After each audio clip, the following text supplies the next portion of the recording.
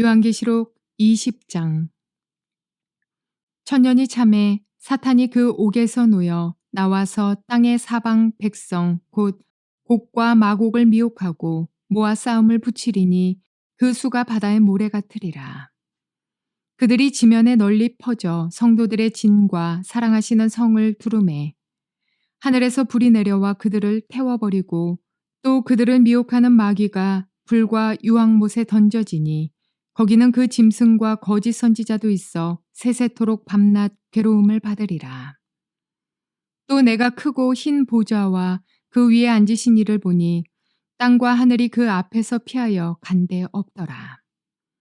또 내가 보니 죽은 자들이 큰 자나 작은 자나 그 보좌 앞에 서 있는데 책들이 펴 있고 또 다른 책이 펴졌으니 곧 생명책이라.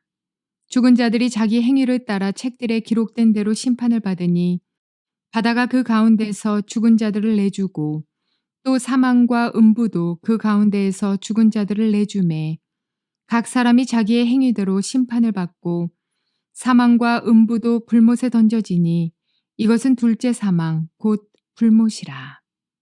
누구든지 생명책에 기록되지 못한 자는 불못에 던져지더라. 좋은 날입니다. 성령님께서 오늘도 여러분의 심령 가운데 깊은 평안과 큰 확신 주시기를 주님의 이름으로 축복하여 드립니다. 오늘은 요한계시록 20장 7절부터 15절까지의 말씀을 통해서 주님의 음성을 들을 수 있기를 바랍니다.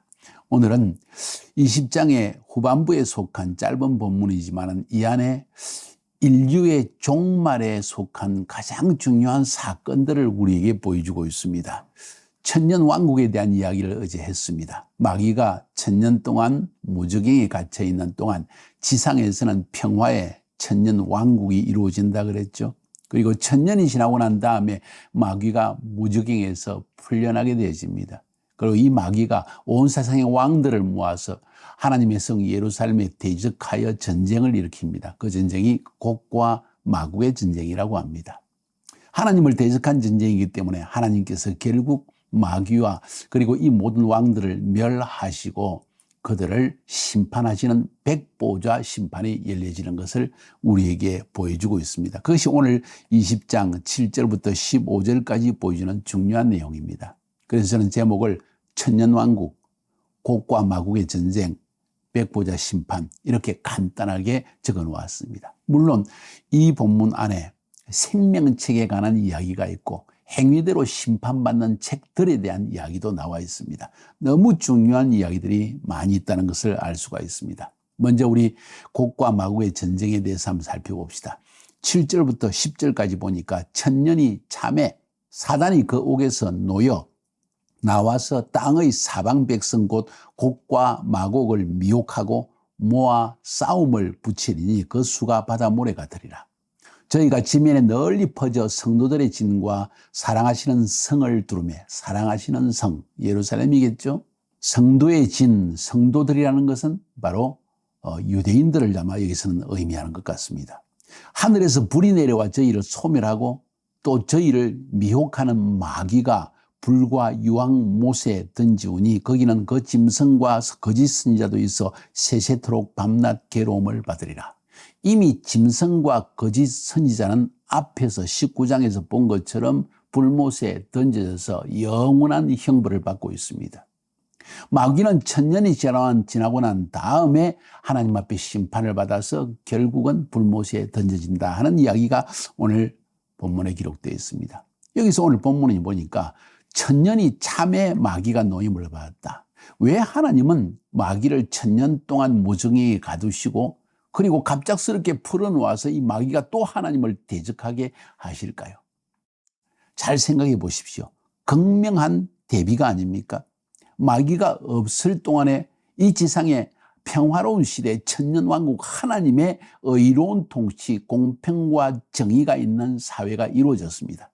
미슈파트와 체다카가 실제적으로 이루어지는 그러한 마치 하늘나라와 같은 지상에서의 하나님의 통치를 맛보는 시대였습니다. 사람들은 하나님이 통치하시는 세상이 얼마나 아름답고 복되고 만족되고 기쁨이 넘치는지를 맛보았을 것입니다.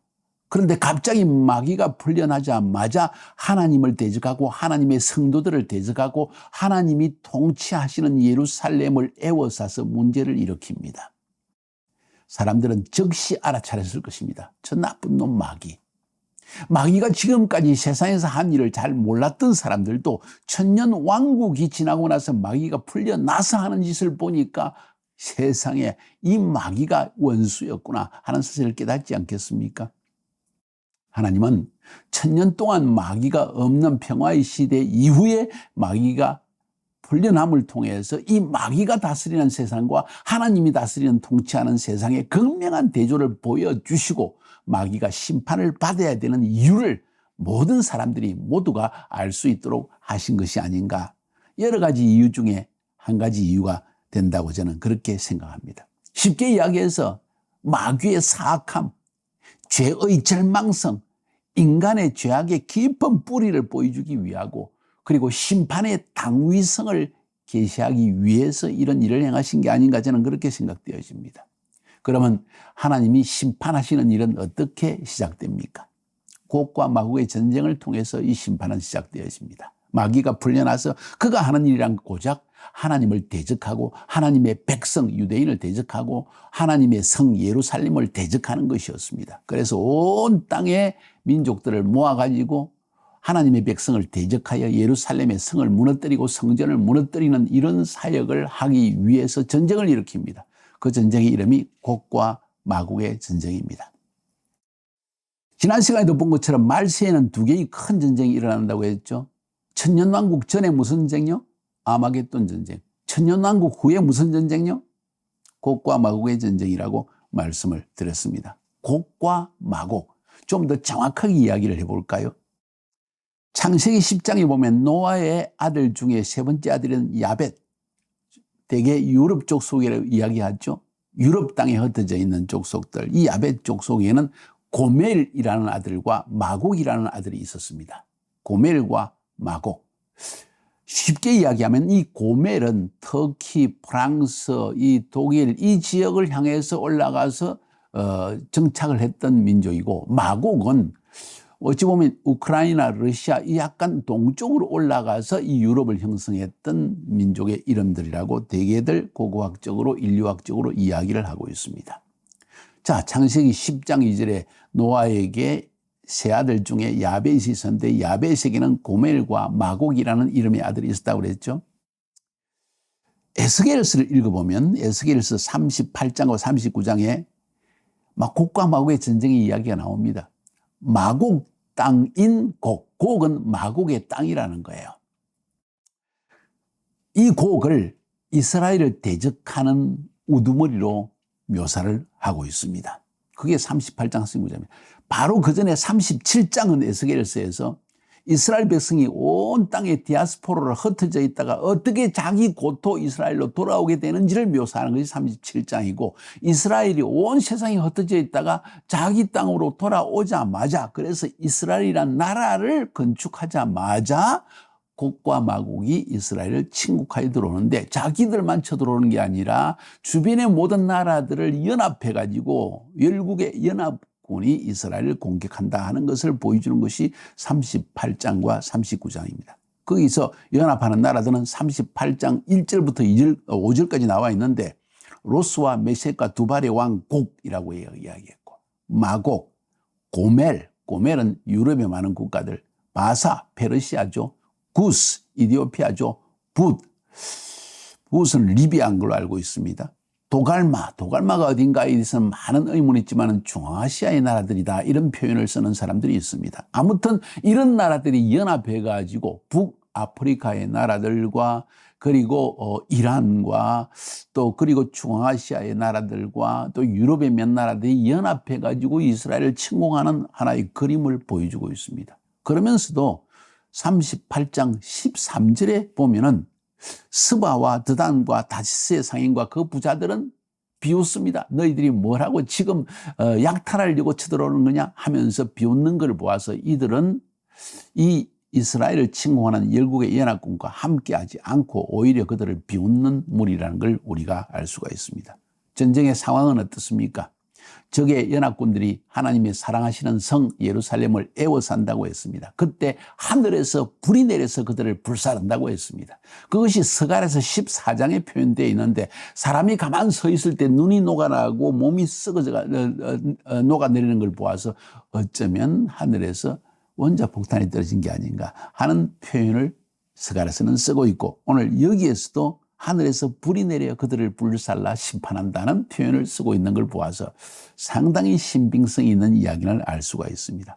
이런 곡과 마곡의 전쟁의 결과로 물론 열국의 연합군의 수장이 되었던 곡은, 그리고 그 모든 이스라엘 침공했던 연합국은 불살라서 다 패배를 당하고 하나님은 마귀를 잡아서 불못에 던져버립니다. 거기는 짐승과 거짓 선지자가 19장에서 이미 본 것처럼 심판을 받아 영원한 형벌을 받고 있는 곳인데 마귀고 거기에 던진다 하는 이야기를 우리에게 들려주고 있습니다. 이것이 하나님을 대적하는 마귀가 결국 음녀를 세우고 짐승을 세우고 거짓 선지자를 세우고 그리고 바벨론, 그리고 이 세상의 세속주의 시스템을 만들어내었던 이 마귀가 전국적으로 심판받는 이야기를 들려주는 것입니다. 우리는 이것을 알아야 됩니다.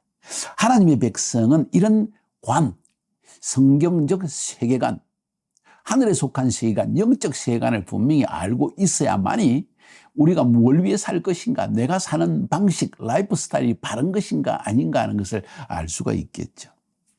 계속해서 살펴봅니다. 이런 곡과 마곡의 전쟁의 결과로 그들은 패배당하고 마귀는 불못에 던져서 영원한 심판을 받고 난 뒤에 드디어 하나님은 사람에 대한 심판을 행하십니다. 사람에 대한 심판. 지금은 마귀에 대한 심판이었습니다. 짐승과 거짓 선지자를 심판했습니다. 바벨론을 심판했습니다. 음녀를 심판했습니다. 이제는 사람을 심판하십니다. 11절부터 15절에 또 내가 크고 흰 보좌와 그 위에 앉으신 자를 보니, 또 내가 보니 뭘 보았느냐? 하나님의 흰 보좌, 백보좌와 그 위에 앉으신 분을 보았다. 땅과 하늘이 그 앞에서 피하여 간 데가 없더라. 무슨 이야기인지 아십니까? 보좌에 앉으신 하나님 앞에 이 땅은 다 사라지고 이제 사람만 남게 됩니다.